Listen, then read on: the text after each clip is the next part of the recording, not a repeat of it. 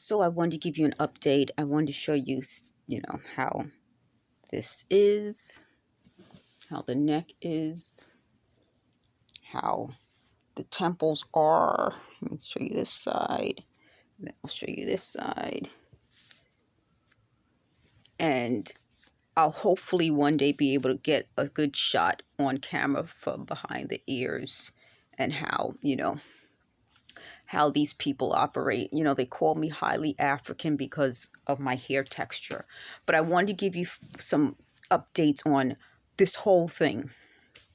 I'll start off with, I told you I don't want to put out all the audio of what they're saying. Some of the things they say are so horrible that, they said they thought I was going to die.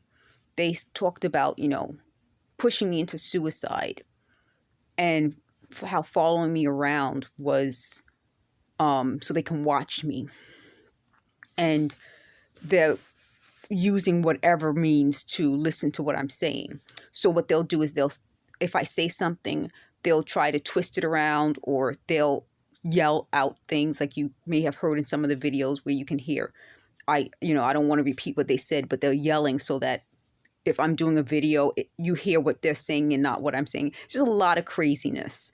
But something happened one time at a job that I think started all of this. It seems like the people who have the means and the power to do this, they're very abusive, and they want my apartment, not necessarily just for the money and my business ideas, not just for the money, but to hurt me and to discredit me. So I've been in the Bronx for 48 years. And I haven't had a lot of drama in my life, but they're coming up with all sorts of things. One thing is, somebody I worked with had an open, not like what I showed you guys yesterday, how I have a little slit that they cause, but one of those open things on his lip like this. It was like really big and it was open, and he was applying medication to it. And the medication, you could tell, was prescription medication. And then he was using things around where we work, which is a public area. And I said, please wash your hands. I'm 48. He's much younger. He could have been in his 20s or maybe 30s, but much younger than me.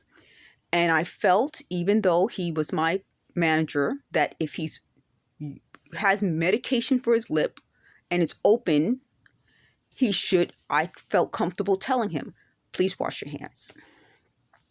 And so at a later point, he kept touching it like this, and then he went to touch me. Excuse me, please don't touch me if you have something open like that and you're using medication, prescription medication. I said, please, at least wash your hands. Don't touch me at all. So that is kind of an overview of what happened. When I got home, I asked my mom, I told her exactly what happened. And I said, I don't know what that is, but how do I handle it? And she said, no, you handled it the correct way. First of all, this person had a history of asking me out again. I wasn't interested, and touched me on my leg. I had a string on my leg. And instead of just saying, you have a string on your leg, he reached down and had his head in that area and pulled the string off my leg. And I told him at that point, that's why I felt comfortable enough with him to say, don't touch me, because I told him at that point, I don't like that. So he and I had a history together. Do you get what I mean? We weren't hang out history, but it was don't touch me history. We're co-workers. You're my manager. Don't do anything inappropriate. So anybody who's listening to what I say at home might not have known that, but I'm putting it out there publicly because that's part of this recurring theme with these people. They're criminals, first of all, but they have a history of treating me because of my black skin, I believe. It's an anti-black attitude, anti-female attitude, like I am some sort of sexual object. And that's part of why I said they keep talking about prostitution.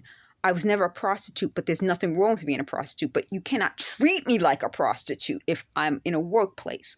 So this is the recurring theme with these people. So I felt more than comfortable enough, because I told them before, don't touch me, not to touch me. And if you have an open whatever, to wash your hands after applying a medication. I told him after applying medication. Now, did I tell him after touching it? No, because I think if you're openly applying medication and you're leaving the tube of medication on the counter where everyone can see, it's more than enough for me to tell you to wash your hands after applying medication. So when I got home, I told her, she said, I did the right thing. And now that I have this channel and I'm talking to you guys, I probably would run it by you and say, how do you handle these situations? These aren't situations I'm used to. Like, if I hadn't opened anything, I would go into the ladies' room and apply it, wash my hands, and come out. I would never think to apply it in a public area with my coworkers. So that's something I never would have